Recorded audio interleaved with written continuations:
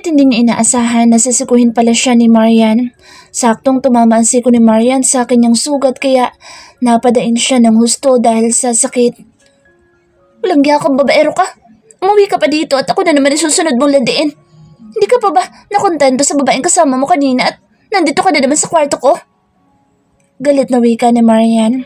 Bumangon din siya dahil nabitawan na siya ni Eric. Nakahawak lang ang lalaki sa kanyang tagiliran habang nakakunot ang noo. Kitang-kita din ni Marian ang pagtulo ng butil-butil na pawis ng lalaki kaya nag-alala din siya. Hoy Eric, ano nangyayari sa'yo? Kinakabahan na tanong ni Marian. Bumangon na rin siya at nilapitan din niya ito at tiningnan ang tagiliran ng lalaki. Laking gulat ni Marian dahil nakita niyang dumudugo ang tagiliran ni Eric. Bigla din siyang nataranta dahil sa nakita niyang dugo. Eric! Eric, bakit may dugo? Naguguluhan na tanong niya kay Eric. Itinaas na rin niya ang damit ni Eric dahil gusto niyang makita ang pinanggalingan ng dugo. Bakit may sugat ka? Tanong pa ni Marian habang nanginginig ang kanyang mga kamay dahil sa nakita niyang dugo. Takot siya sa dugo kaya ganoon na lang ang pagkakataranta niya. Okay lang ako. Sugat ni Eric sa dalaga. Napangiti din siya dahil sa nakita niyang pag-aalala sa kanya ni Marian. Pero natakot din siya dahil hindi niya alam kung paano ipaliliwanag sa dalaga ang nangyari sa kanya. Ano ba nangyari sa'yo? Bakit ka nagkasugat dyan sa tagiliran mo? Pag-usisa pa ng dalaga. Ugali pa naman ni Marian na hindi titigil sa kakatanong hanggat wala siyang nakukuhang sagot. Ano kasi, honey? Kinagat ako ng pusa kagabi. Hindi ko naman alam na mangangagat pala yun. Pagkakaila ni Eric. Pusa? Kaninong pusa? Wala naman tayong pusa dito sa villa. Dahil bawal kay Heidi ang mga hayop dahil sa hika niya. Nagtatakang tanong ni Marian sa lalaki. Umili kasi ako kagabi ng aso, Han. Pero pinakawalan ko rin. Kasi nga kinagat ako. Sagot niya sa dalaga. Aso? Ba't naging aso? Diba sabi mo pusang kumagat sa'yo? Biglang tumaas ang boss ni Marian dahil sa mga sagot sa kanya ni Eric. Bigla din siyang nainis dahil ramdam niya na may itinatago sa kanya ang lalaki. Hindi naman siya tanga upang maniwala siya na kagat lamang iyon ng hayop dahil napakalaki ng tahi ni Eric. Aso yun, Han? Baka nagkamali ka lang ng dinig mo kanina. Giit niya. Pusa ang sinabi mo. Gawin mo pa akong bingi. Inis na sagot ni Marian. Kahit masakit ang sugat ni Eric dahil sa pagkakabigwas sa kanya ni Marian, ay bumangon na rin siya upang pakainin si Marian. Halika nga dito. Ang dami mo sinasabi. Para kang sinanay kung magsalita. Wika ni Eric. Binuhat din niya si Marian at dinala sa may sofa. Kainin muna natin itong dala ko bago tayo matulog. Dagdag pa niya. Ano ba? Ibabang mo nga ako? Ang sugat mo baka lalong dumugo. Nag-aalalang wika ni Marian. Hayaan mo na yan, hon. Malayo sa bituka. Nakangiting tugon ni Eric. Natutuwa talaga siya dahil concerned sa kanya ang dalaga.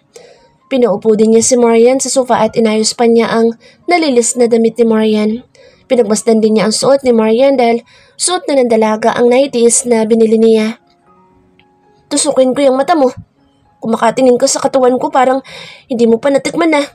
Kala ko ba napagsawaan mo na to kaya iba na kasama mo kanina? Lumayo ka nga sa akin. Baka may dala ka pang bakterya galing sa lintang babae na kasama mo. Inis na lumayo si Marian kay Eric. Yakap din niya ang kanyang katawan dahil napakanipis ng kanyang suot. Tinanggal kasi ni Anna lahat ng kanyang mga pajama kaya wala na siyang maisuot na ibang pantulog kung hindi ang mga bagong nighties na binili ni Eric. Lihim naman na nagdiriwang ang kalooban ni Eric dahil sa inaasal ni Marian. Alam ng lalaki na nagsaselos ang dalaga dahil sa nakita nito sa TV. Nagsaselos ka ba, hon? Malumanay na tanong ni Eric. May pilyong ngiti din sa kanyang labi dahil sa reaksyon ni Marian. Ako nagsaselos? For what? Maang natanong ni Marian sa lalaki. Nakaturo rin sa kanyang sarili ang kanyang hintuturo at bakas din sa mukha nito ang pagtataka. Nagsaselos ka eh. Aminin mo na lang kasi na apektado kasi nakita mo kanina sa Hindi natuloy ni Eric ang kanyang sasabihin dahil biglang nagsalita si Marian. Hindi nga ako sabi nagsaselos. Bakit naman ako magsaselos dun sa babaeng yun na parang dikya na nakakapit sa braso mo? Pati ang dibdib halos lumabas na sa kakaduludul sa'yo. Pero gustong gusto mo naman. Dire-diretsong litanya ni Marian. Bakas din sa boses niyang matinding inis sa babaeng tinatawag niya linta at dikya. Hindi pa nakontento si Marian at dinampot niya ang throw pillow sa tabi niya at inihagis sa mukha ni Eric. Han, model lang iyon ng Natasha's collection at kahit magubad pa siya sa harapan ko, hindi ko siya papansinin dahil ikaw lang ang gusto ko makita at makasama. Sagot ni Eric. Nagtataka din siya sa kanyang sarili dahil ngayon lang siya nagpapaliwanag sa isang babae. Sa dami na rin ng babaeng dumaan sa kanyang buhay, wala naman siyang binigyang pansin pero si Marian, nawawala ang pagiging matapang niya. Siya si Eric Del Rio na tinitingala at kinatatakutan ng lahat. Pero ngayon ay nagpapaliwanag siya sa isang babae. Hindi ako naniniwala sa'yo, babaero! Sigaw ni Marian sa kanya. Nagulat pa si Eric dahil napagtanto niyang inaaway talaga siya ni Marian. Naisip din niya na wala pang babae ang naglakas loob na awayin siya. Tanging si Marian pala ang gumagawa nito sa kanya. Pero wala naman siya lakas na loob na pigilan ng babae dahil mas nangingibabaw ang saya sa kanyang puso na panoorin ng dalaga habang inaaway siya. Yan ba ang dahilan kung bakit ayaw mong kumain kanina? Pabulong na tanong ni Eric. Gumapang na rin siya sa sofa upang malapitan si Marian na nasa gilid na ng upuan. Di ako nagugutom. Mariing sagot ni Marian. Paano yan, hon? Wala kang lakas sa katawan mo ngayon dahil hindi ka kumain. Bala ko pa naman na pagurin ka magdamag ngayon. Hindi rin tayo matutulog hanggang umaga. Nakangising wika ni Eric, sa kanya hinila ang dalawang hita ni Marian upang maipahiga niya ang dalaga sa sofa. Ayaw mo namang kumain ng dala kong shawarma, di ba? Kaya ikaw na lang kakainin ko magdamag. Dagdag pa niya. Biglang nalaki ang mga mata ni Marian dahil sa mga sinabi ni Eric. Nataranta din siya dahil sa ginawang paghila sa kanya na lalaki. Parang gusto din niya magsisi dahil hindi siya kumain kanina. Alam niyang magiging lantang gulay na naman siya kinabukasan. Dahil sa lalaking walang kapuguran sa pag-angkin sa kanya. Eric, kakain ako. Natatarantang Anya. Han, kumain ka muna bago tayo matulog. Wika ni Eric. Nilagyan din niya ng throw pillow ang likod ng dalaga upang makakain ito. Siya na rin ang nagpakain kay Marian dahil nakikita niyang nanghihina na ang dalaga. Isang round pa lang sila pero bibigay na agad ito sa sobrang pagod. Kinain na lang ni Marian ang shawarma na ipinapakain sa kanya ni Eric. Ang lalaki na rin ang humahawak nito at inilalapit sa kanyang bibig upang kagatin niya. Matapos maubos ni Marian ang isang shawarma ay pinainom pa siya ng tubig ni Eric bago siya hinayaang makatulog. Kinabukasan ay tinanghali na namang nagising si Eric dahil nakadalawa pa siya kanina bago mag-umaga. Kung hindi pa sa sikat ng araw na tumama sa kanyang muka ay hindi siya magigising. Napangiti rin siya dahil nakita niyang nakayakap sa kanyang katawan si Marian habang nakaunan ito sa kanyang braso. Tulog na tulog pa rin ang dalaga dahil sa kanya. Bigla ding sumagi sa isip ni Eric ang balak niyang pamamasyal kasama si Marian. Gusto kasi niyang makapamasyal silang dalawa na walang mga istorbo sa kanila. Hon, wake up! Malamis na wika ni Eric kay Marian. 9:00 na ng umaga pero mahimbing pa rin ang tulog nito. Hinahalikan din ni Eric ang balikat ng dalaga habang tinatawag niya itong gumising na. Antok pa ako? Tugon ni Marian habang hindi pa rin gumagalaw sa kanyang pwesto. Bangon at maligo dahil aalis tayo mamaya. Wika ni Eric habang patuloy niyang pinapaliguan ng halik ang balikat at leeg ng dalaga na tamad pang bumangon. Ano ba? Alam mong natutulog pa ang tao eh. Inis naman na wika ni Marian sabay waksi sa kamay ni Eric na pilit na pumapasok sa kanya. Tumigil ka na ha? Hindi ka ba napapagod? Galit pang wika ni Marian. Pinalo na rin niya ang kamay ni Eric dahil sa kahaplos nito. Ayaw mo pa kasi bumangon kaya paisa muna ako. Hirit niya kay Marian. Agad namang nagmulat ng mata si Marian dahil sa takot. Naisip din niya na baka masira na ang forma ng kanyang bulaklak dahil sa lalaking maharot na kasama niya. Kaya mabilis siyang bumangon at itinulak pa niya si Eric dahil sa takot. Halos magkandahulog na rin siya sa kama dahil sa kakamadaling makalayo sa lalaki. Han, huwag ka muna umalis. Mag-isang round pa tayo. Pagtawag ni Eric sa dalaga ngunit nakapasok na ito sa banyo at nilak na rin ang pinto. Nakasamangot naman na bumangon sa Eric mula sa kama ni Marian. Wala din siyang anumang saplot sa kanyang katawan na bumangon kaya naglakad siya patungo sa may sofa. Doon kasi sila nagsimulang magniig ni Marian kagabi kaya alam niyang nandoon ang kanilang mga kasuotan. Matapos maisuot ni Eric ang kanyang damit ay muli na siyang bumalik sa kanyang kwarto upang maganda na sa kanilang pag-alis. Agad din siyang naligo at nagpalit ng damit. Kinuha din niya ang kanyang baril at mga bala, saka isinukbit sa kanyang magkabilang tagiliran. Nang matapos na siya ay nauna na siyang bumaba sa dining upang doon hintayin si Marian. Ana, tawagin mo na dito si Marian. Ihanda mo na rin ang mga gamit niya ng 3 araw. Utos ni Eric kay Ana.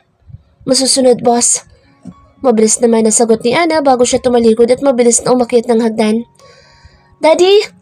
Napalingon naman si Eric dahil sa narinig niyang boses ng anak. Hey, sweetie. Anya sabay buhat sa kanyang anak na napaka-cute sa suot nitong dress. Kabababa lang din ito kasama ng kanyang yayalin. Daddy, can you take me to Disneyland? Paglalambing ni Heidi sa kanyang ama. Agad din niyang niyakap ang leeg ni Eric dahil miss na rin niya ito. Kahit kasi magkakasama sila sa isang bahay ay madalang niya makita ang kanyang daddy dahil lagi na lang itong late umuwi. Okay, sweetie, but you need to wait for daddy and tita, Marian, to come back home. Then we will go to Disneyland and play with Mickey Mouse there. You stay here at home with your nanny. We will call you every night. Okay, sweetie? We have some business meetings to attend and we will be away for 2 days or more. Sagot naman ni Eric sa kanyang anak. Hinalikan din niya magkabilang pisngi ng bata at pinindot pa ang ilong. Okay, Daddy. Don't forget may pasalubong po. Malambing na sagot ni Heidi. Daddy, why you got bubo on your lips? Nagtatakang tanong ni Heidi dahil napansin ito ang sugat ni Eric sa labi. Hinawakan din ng bata ang labi ni Eric na may sugat at hinaplos pa niya ito. Wala to, sweetie. Let's eat our breakfast na. Sagot ni Eric at agad na dinala ang anak sa upuan nito. Sumenyas din siya kay Lynn upang ang babae na mag-asikaso sa bata. Pababa naman ng hagdan sina Marian at Ana. Nakasuot lang ng summer dress si Marian dahil summer naman ngayon at mas comfortable siya sa maluluwang na damit. Dala naman ni Ana ang kanyang mga gamit. Si Ana na rin ang naglagay ng mga kakailanganin ni Marian. Sinabihan din siya ni Eric kung ano ang kailangan na dalhin ni Marian, kaya siniguro niyang meron lahat ito sa bag ng dalaga. Good morning, Tita Marian. I miss you na po. Sabi ni Yaya, you're sick kaya ka nagkukulong sa room mo para hindi ako mahawaan. Wika ni Heidi. Sinalubong at binati ni Heidi si Marian. Niyakap din siya ng bata. Hinalikan sa magkabila niyang pisngi. Miss na siya ng bata dahil ilang araw din siyang nagkulong sa kwarto. Gustuin man niyang lumabas at makita ito ngunit ayaw naman niyang makita siya ng bata sa kanyang kalagayan. I miss you too, sweetie. Sagot ni Marian. Sa kanya hinalikan ng bata sa magkabila niyang pisngi. Niyakap din niya ito ng mahigpit at binuhat din niya sakay binalik sa upuan nito. Tita Marian, why do your lips look owy? It's just like the boo-boo on my daddy's lips. Inosenteng tanong ni Heidi na ikinagulat nilang lahat.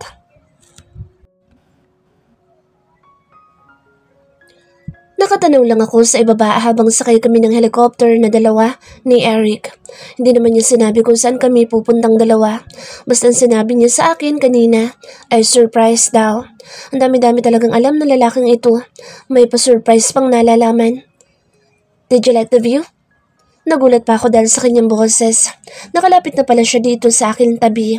Niyakap din niya ang bawang ko at ipinatong din niya ang kanyang baba sa balikat ko. May pagkaklingi din pala siya. Napapansin ko iyon kapag kami lang dalawa ang magkasama. Tugon ko habang patuloy akong nakatanaw sa labas ng bintana ng helicopter. Napakaganda ng view sa mga nadadaanan naming kabundukan at dagat. Parang napakapayapa ng buong paligid sa ibaba kapag nasa itaas ka at tinatanaw mo na lamang sila mula sa malayo. Mas maganda makikita mo mamaya pag makarating na tayo sa island. Sabi pa niya sa akin, sa kanya ako hinalikan sa aking pisngi.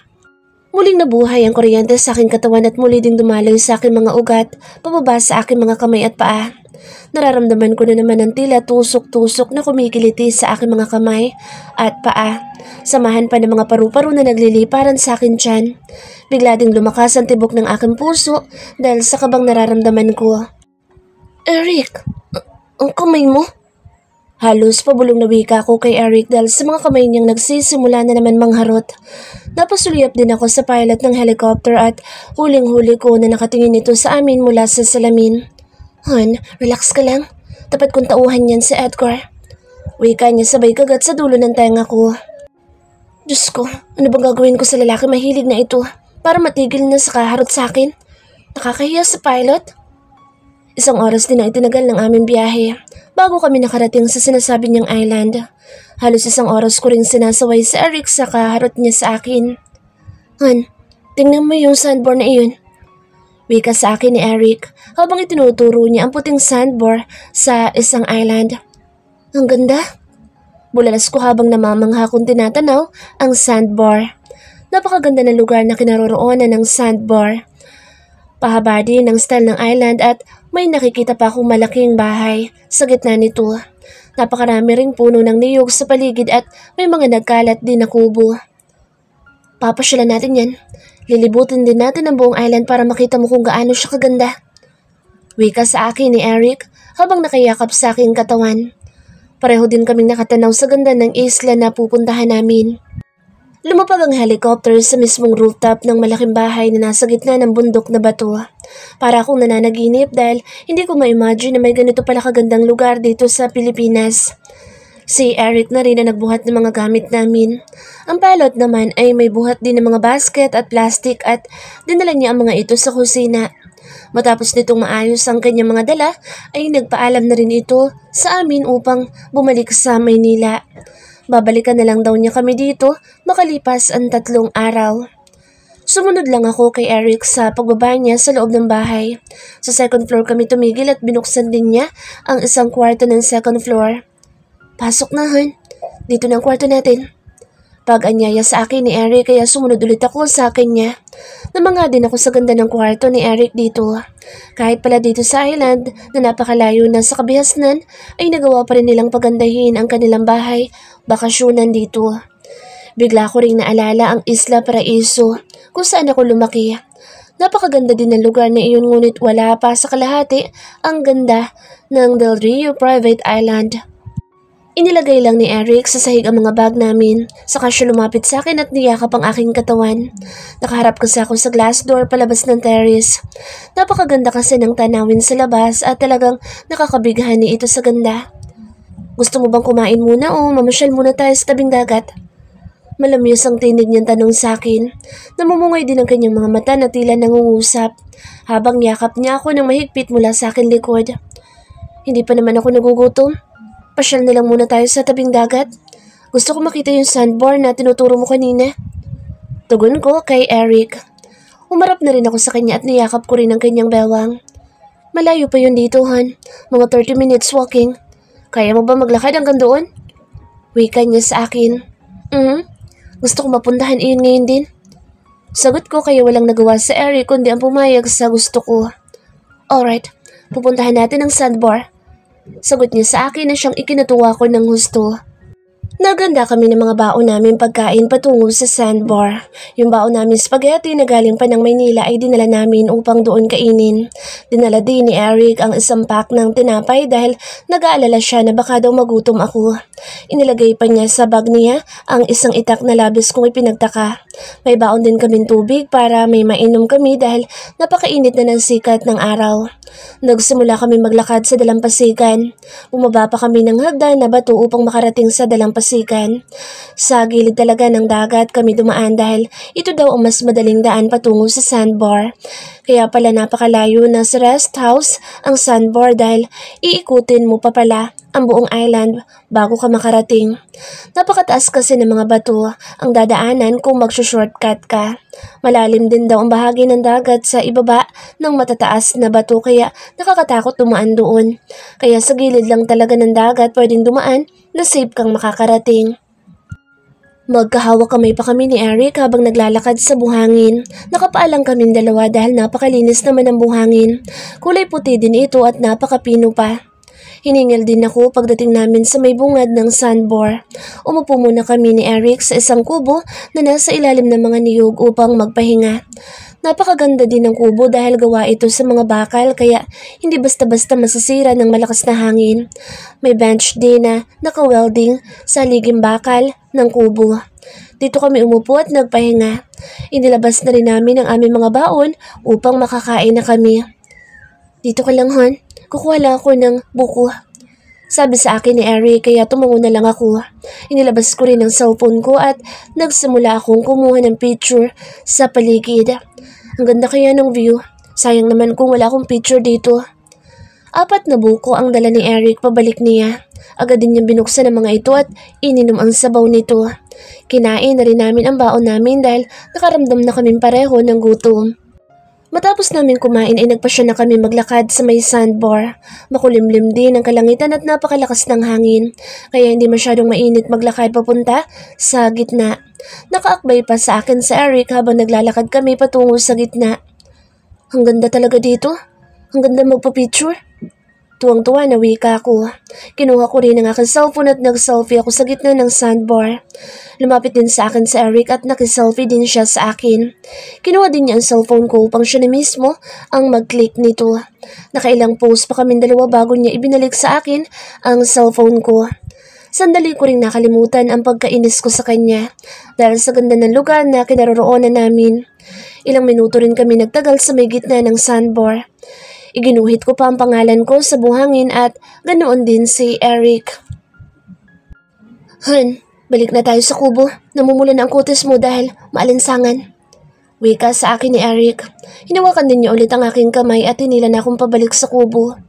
Umupo muna tayo dito. Sabi niya nang makarating na kami sa may kubo. Magkatabi kaming dalawa na umupo sa ibabaw ng malaking bato. Ang sarap umupo dito dahil napakalamig nito sa katawan. Kitang-kita din namin ang ganda ng view sa may sandbar. Pareho kami ni Eric na tahimik lang habang nakatanaw sa karagatan.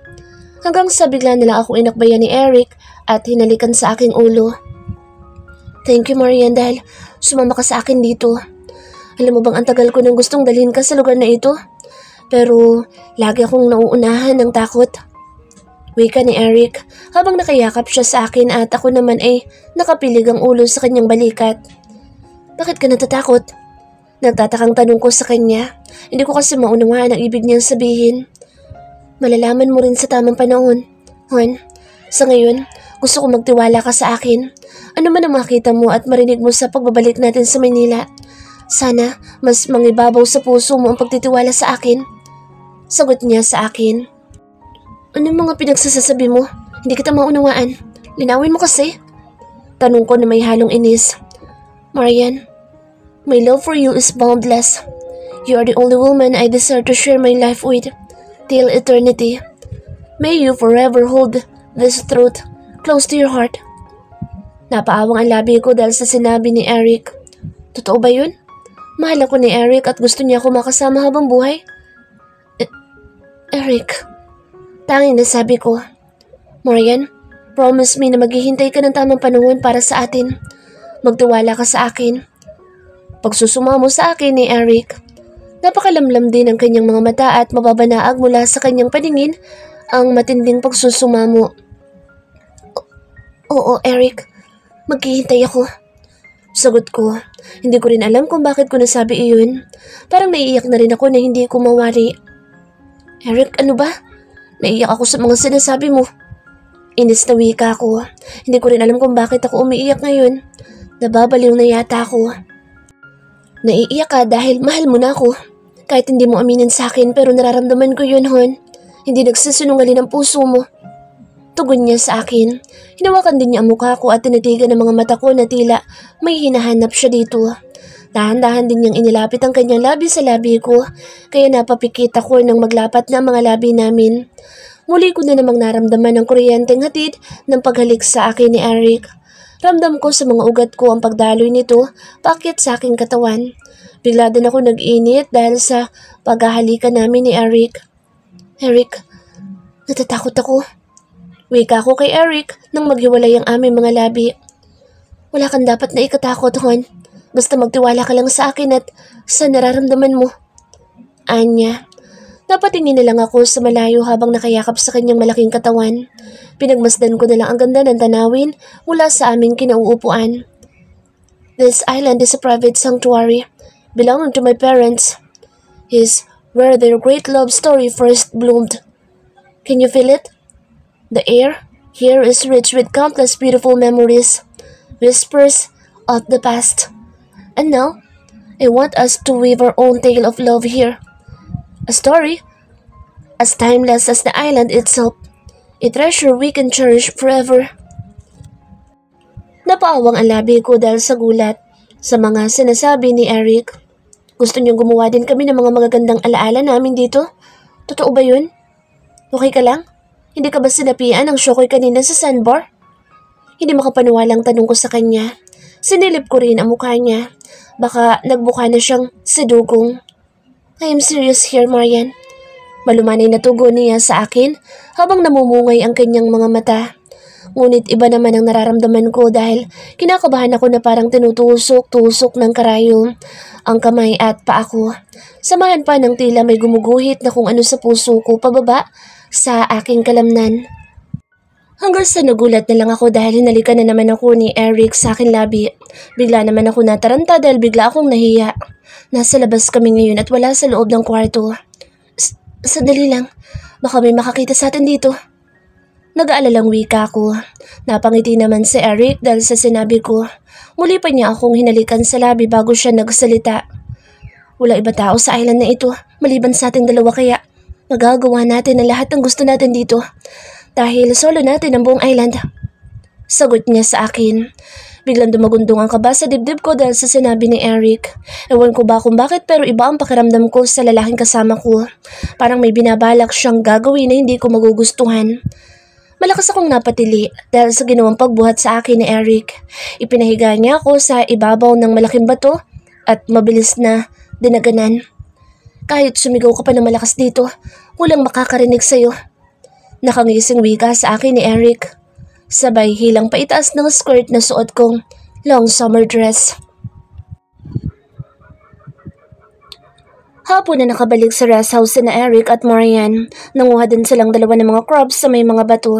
Tuwang-tuwa naman si Marian dahil marunong palang manguha ng crabs si Eric. Hindi niya kasi inaasahan na isang laki sa yaman na lalaki ay marunong manguha ng crabs. Alam na alam din ni Eric kung saan niya kukunin ang mga alimango. Hindi talaga ako makapaniwala na marunong ka manghuli ng crabs. Paano mo natutunan ang lahat ng iyon? Tanong ni Marian sa lalaki habang nag-iihaw silang dalawa ng crabs na kinuha nila. Kay Dad, siya nagturo sa akin. Pero ang magaling talaga manguha ay si Nanay. Si Nanay daw ang nagturo kay Dad kung paano ang pagkuha ng mga crabs and oyster. Sagot naman ni Eric. Naalala din niya ang malaking bato sa gitna ng dagat, malapit sa rest house. Doon sila madalas manguha noon ng oyster ng kanyang ama. Bukas, manguha naman tayo ng oyster. Marunong ka naman siguro lumangoy sa malalim na bahagi ng dagat? Anya. Oo, laking isla din kaya ako, kaya marunong ako lumangoy sa dagat. Sagot naman ni Maria na may kasama pang pagmamalaki. Good. Bukas na bukas din, mangunguha tayo ng oyster. At yun naman ang iihawin natin dito. Masayang sabi ni Eric sa dalaga. Magkasama silang dalawa na nag-ihaw ng crabs na uulamin nila para sa hapunan. Masaya din silang dalawa na nagkukwentuhan habang magkatuwang sa paghahanda ng kanilang kakainin. Ang galing naman. Kahit dito sa island na ito ay may kuryente. Di ba napakalayo na nito sa kabihasnan? Tanong din ni Marian. Labi siyang nagtataka dahil pakiramdam niya ay nasa villa lang siya sa Maynila. Kumpleto kasi lahat ng gamit ang rest house at hindi mo masasabing nasa kalagitnaan ka ng dagat at malapit na sa Pacific Ocean. May solar naman kaya meron tayong kuryente dito. May mga generator din na nakahanda. Just in case of emergency. Kung magka-tsunami naman pwede tayong makiyan sa tower ng lighthouse. Tugon ni Eric sa kanya. Pwede na siguro ito, Horn. Akin na yung lalagyan natin para mahango na. Anya sa kainipit na ng tong ang crab. Ipinainit din ni Marian sa microwave ang dala nilang adobo galing Maynila. Isang tab lang ang ipinainit niya dahil dalawa ito na nakita niya sa loob ng ref kanina. May beef stew at chicken curry pa silang baon pero sa susunod na mga araw na niya iyon ipapainit para may ulamin sila. Nagpaluto kasi sa Eric ng mga babaunin nilang ulam sa kanilang mga kasambahay, kaya marami silang baon na lutong ulam. Nag-alala kasi sa Eric na wala silang makain ni Marian sa mga susunod na araw na ilalagi nila dito. May mga gulay at prutas din silang dala para may maluto sila at makain. Kain na tayo, hon. Pagkatapos ay magpahangin muna tayo sa labas mamaya. Pagyaya ni Eric sa dalaga. Naglagay na rin siya ng mga plato sa lamesa. Si Marian ang nagsandok na ng kanin sa rice cooker. Tahimik na kumain ang dalawa dahil pareho na rin silang gutom. Si Eric din na naghihimay ng crab para kay Marian. Si Marian naman ay kumain lang ng kumain dahil gutom na gutom talaga siya. Hinayaan din niya sa Eric na ipaghimay siya nito dahil ang lalaki naman ang may kasalanan kung bakit siya nangihinat na nagugutom ng gusto ngayon. Damihan mong kumain, hon. Ang bilis mo kasing mapagod. Mahaba pa ang gabi para makalima pa tayo. Wika ni Eric habang nilalagyan niya ng ulam ang plato ni Marian.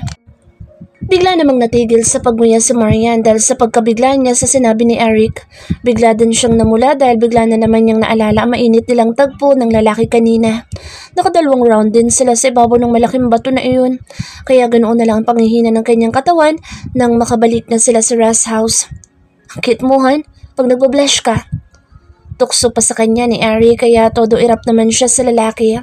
Kung pwede nga lang niyang sunugin sa Eric sa pamamagitan ng kanyang matalim na tingin ay kanina pa ito naging abo. Nang matapos silang kumain ay hinugasan muna ni Marian ang mga platong nagamit nila. Tinulungan naman siya ni Eric dahil ang lalaki ang tagabanlaw ng mga nasabunan na niya. Matapos nilang mailigpit ang mga gamit ay nagpasya na silang muling lumabas ng bahay upang pumunta sa dalampasigan. Magkaakbay pa silang naglakad patungo sa may tubig at doon sila tumayo na dalawa. Full moon din ang gabing iyon kaya napakaliwanag ng buong paligid. Magkayakap nilang pinagmasdan ang buwan sa kalangitan habang sila'y nakatayo sa may tubig dagat. Hinalikan pa ni Eric ang ulo ni Marian habang yakap niya ng mahigpit ang dalaga. Napakalamig din ang gabi dahil sa lakas ng hangin na humahalik sa kanilang mga balat. Ang mga dahon ng niyog sa paligid ay patuloy na sumasayaw at sumasama sa direksyon ng hangin. Pati ang tubig ng dagat ay patuloy na humahampas at ang malakas na alon sa kanilang mga paa. Ngunit hindi nila iyon alintana dahil sa init ng kanilang mga katawan habang mahigpit silang magkayakap na dalawa. Ipinalig din ni Marian ang kanyang ulo sa malapad na dibdib ni Eric habang nakatingin siya sa maaliwalas na kalangitan. Han, bumalik na tayo sa loob. Masyado nang malamig dito. Baka sipunin ka na. Nag-aalalang wika ni Eric. Tugon ni Marian. Magkayaka pa rin silang umakyat sa hagdan na bato. Hanggang sa makapasok na sila sa loob ng bahay ay nakaakbay pa rin sa Eric sa dalaga. Tila takot siyang mawala sa kanyang tabi si Marian dahil kung akbayan niya ito ay parang ayaw niya nang pakawalan pa. Magsha-shower muna ako. Paalam ni Marian sa kanya nang makapasok na sila sa kanilang kwarto. Sabay na tayo. Sagot naman sa kanya ni Eric. Mamaya ka na, sandali lang ako. Pagtanggi ni Marian dahil nahihiya siyang kasama sa loob ng shower room sa Eric. Kahit maraming beses na rin na may nangyari sa kanilang dalawa, ay nahihiya pa din siyang makasama ito sa loob ng banyo. Di bibilisan natin. Sagot ni Eric kasabay ng pagpangko niya sa dalaga at mabilis na dinala sa loob ng banyo.